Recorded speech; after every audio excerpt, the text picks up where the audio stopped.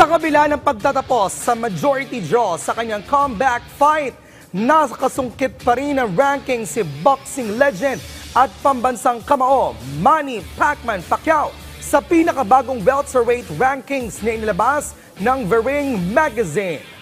Pumangsyam siya sa pwesto sa nag-iisang 8th Division World Champion sa mid-July update ng Ring Magazine publication matapos ang laban niya kontra WBC World Welterweight Champion Mario Barrios noong July 19 sa MGM Grand Garden Arena sa Las Vegas, Nevada.